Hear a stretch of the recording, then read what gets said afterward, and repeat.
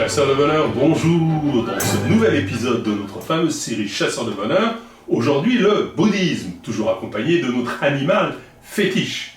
Et n'oubliez pas de vous procurer ce livre, Aujourd'hui le bonheur, si vous ne l'avez pas déjà fait, qui retrace l'histoire des grandes spiritualités et de la philosophie depuis le Paléolithique jusqu'à nos jours.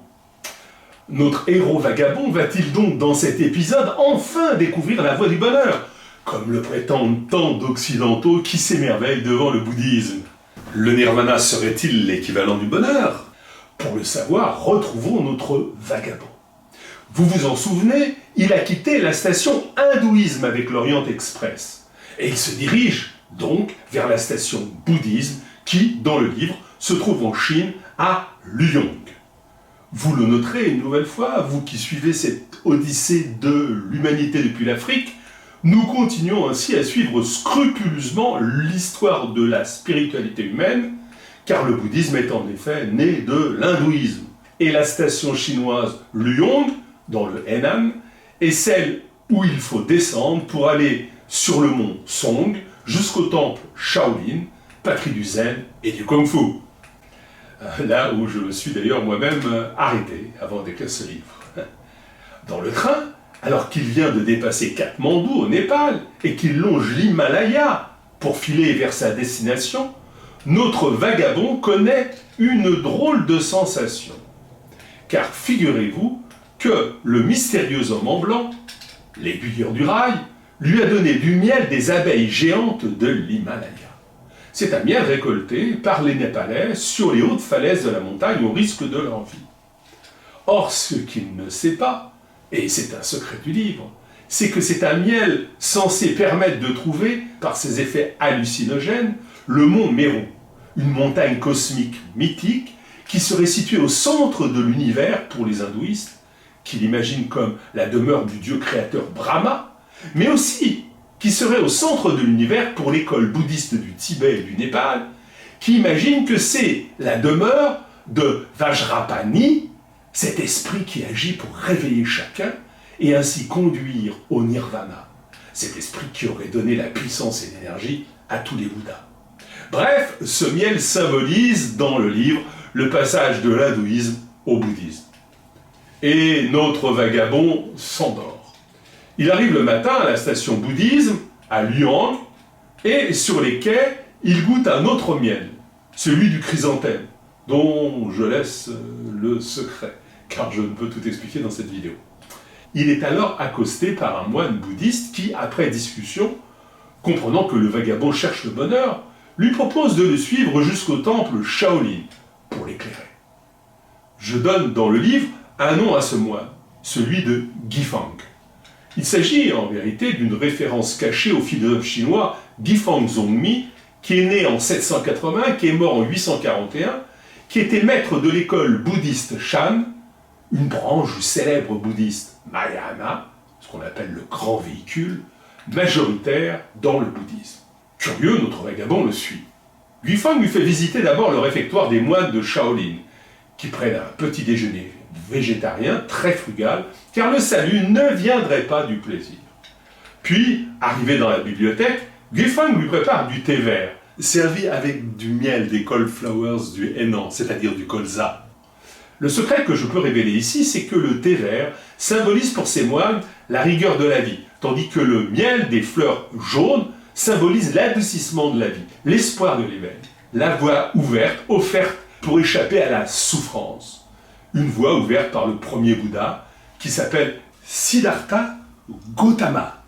Car affronter la souffrance, c'est la première des 4 nobles vérités, lui dit Guifang. Il précise que c'est possible, car il n'y a pas de fatalité des réincarnations, contrairement à ce que prétend l'hindouisme. Il suffirait de suivre la voie ouverte par le Bouddha. Notre vagabond demande si ce Bouddha est un dieu. Non, lui dit le moine en souriant. Le premier Bouddha était un humain, un moine, né en moins 563 au Népal et mort en moins 483 en Inde. Devant le scepticisme du vagabond, qui a vu des statues vénérées de Bouddha partout, le moine admet que ce n'était pas un humain tout à fait ordinaire. Il raconte que ce Bouddha était un prince du clan des Sakyas et qu'il est né dans un bois sacré après un songe miraculeux. Sa mère, la reine Maya, vit un jour un magnifique éléphanteau blanc à 6 défenses, tenant un lotus dans sa trompe, descendre du royaume céleste de Tucita pour lui pénétrer le flanc droit. Ce qui la pénétra ainsi était un esprit céleste, celui d'un grand sage, qui s'incarnait une dernière fois dans le monde, pour tenter de passer du stade de sage à celui d'éveillé, pour atteindre le nirvana. Cet enfant, une fois devenu adulte, bouleversé par la découverte de la vieillesse, de la maladie et de la mort, refusa le trône qui l'attendait.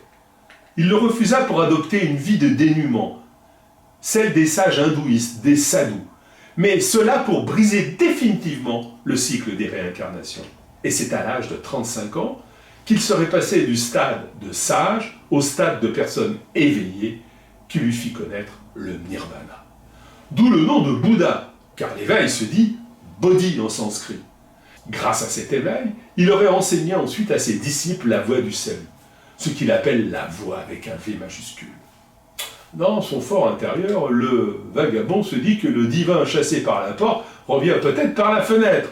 Mais il tait ses doutes et demande simplement, serait-ce la voie du bonheur ? Celle de la réalisation de soi, ici et maintenant, avec son corps et son moi, en harmonie avec l'énergie du monde. Non, répond Guifeng. La voie impose au contraire de se libérer du sujet, du je, du moi, et d'effacer le désir, y compris celui d'être heureux.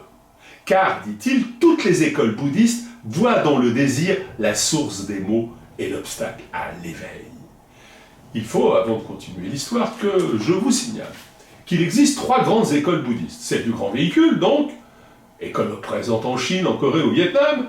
L'idée, c'est de transporter vers le nirvana une foule d'adeptes dans une sorte de grand navire, grâce à des maîtres qui ont connu l'éveil en suivant l'enseignement du Bouddha, mais qui, au lieu de s'installer dans le nirvana et d'attendre la mort, eh bien finalement, par compassion, ont préféré jouer le rôle de passeur, de bodhisattva, pour aider l'humanité.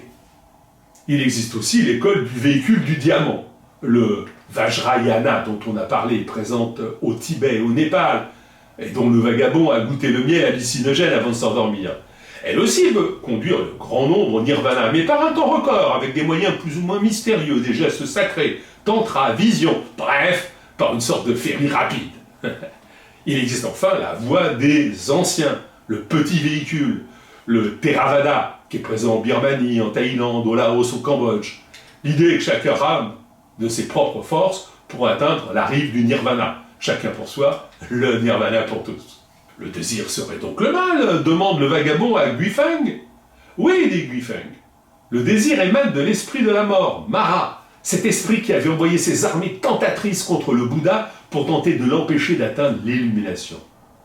Pour toutes les écoles, dit-il, il s'agit d'abolir la volonté et de n'avoir plus de désir.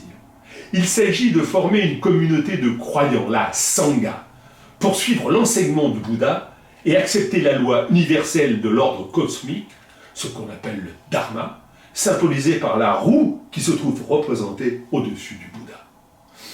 Toutes les techniques bouddhistes visent donc au lâcher-prise, pour quitter l'illusion que l'humain serait un individu séparé du cosmos.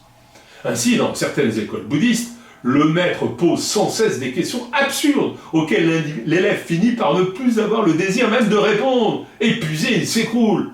L'objectif est de vivre selon les 4 incommensurables. La bienveillance, la compassion, la joie et la paix intérieure. Débarrassé du désir. Mais comment alors affronter le malheur dû à la nature aux autres humains, demande notre vagabond. Guifeng sourit. Car, dit-il, la vraie ignorance est dans la volonté de vouloir maîtriser la nature, de croire au progrès scientifique, de vouloir améliorer les relations humaines ou sa vie matérielle. Le chemin de la vérité est celui du Bouddha, couché sur le flanc droit. Et il sourit, ce Bouddha, car il a éteint totalement son moi. L'esprit du Bouddha, entré dans le ventre de sa mère par le flanc droit, est allongé alors sur ce même flanc droit. Et cela alors qu'il quitte définitivement notre monde pour entrer dans le parinirvana. Ce n'est ni le néant, ce parinirvana, ni le paradis, mais, dit-il, un merveilleux état de cessation de son existence comme individu, une extinction de son ego, comme une flamme qui s'éteint faute de carburant, faute de désir, avec l'esprit qui a atteint une réalité hors du temps, hors de l'espace, indéterminée. Et Guifeng précise que c'est là le sens des 4 nobles vérités. Première vérité, l'attachement aux choses, au corps, au plaisir et à nous-mêmes engendre la souffrance. Deuxième vérité, cette souffrance vient du désir et de l'attachement. Troisième vérité, pour faire cesser la souffrance, il faut s'en libérer. Quatrième vérité, on y parvient en suivant la voie indiquée par le Bouddha. Ainsi comprend-on le nirvana. Ce terme signifie littéralement une extinction. Il désigne l'arrêt total du désir, ce qui libérerait définitivement l'esprit de toute souffrance. Rien à voir donc avec le bonheur au sens occidental, dit-il. Notre vagabond quitte le sympathique moine qui lui offre 3 petits livres qui renvoient au Tripitaka, ce qui signifie les 3 corbeilles, ce qui regroupe à la fois les règles monastiques, les discours du Bouddha et des analyses philosophiques. Retournant vers le train, il met dans sa poche de devant de sa besace ses idées de bienveillance, de compassion et de vie dans la joie. Mais il met dans la poche arrière les 4 incohérences de la philosophie bouddhiste. Car cette philosophie prétend célébrer l'ordre cosmique et la nature contre les désirs, contre le moi, ses émotions, contre ses sentiments, contre ses passions.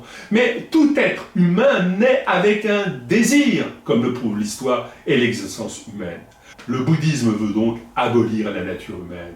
Et cela est si peu naturel qu'il faut des techniques rigoureuses, voire violentes, pour y arriver. Ensuite, cette philosophie prétend nécessaire de se détacher du désir et de la volonté. Or, il faut pour cela le désir d'abolir les désirs et la volonté de suivre les enseignements bouddhistes. C'est donc totalement contradictoire. Elle prétend encore obéir, cette philosophie, à la compassion pour abolir la souffrance due à la nature et aux autres humains. Mais elle refuse les moyens techniques, scientifiques et politiques d'y mettre fin. Elle n'abolit donc pas le malheur, seulement la conscience du malheur. Enfin, elle prétend qu'il ne s'agit pas d'une religion, mais qui a dit que toute religion nécessite un Dieu créateur ? Dans le bouddhisme, il y a des rites sacrés, des chants sacrés, des écrits saints, des prêtres, des lieux de culte, des formations, des interdits alimentaires. Cela forme une religion. Et le premier Bouddha est bien enfanté dans un bois lui-même sacré par l'action d'un éléphanteau au lotus, image donc évidente du dieu Ganesh, que l'on trouve d'ailleurs peint dans nombre de temples bouddhistes. Finalement, la mort au sens bouddhiste est déjà la clé du nirvana devant la vie. Non pas la réalisation de soi, ce nirvana, mais la déréalisation de soi, la destruction du jeu et du moi. Au lieu du bonheur ici et maintenant, la mort de l'esprit, ici et maintenant. Le vagabond reprend donc l'Orient Express pour rejoindre la gare Confucius, où il aura peut-être plus de chance. La suite au prochain numéro.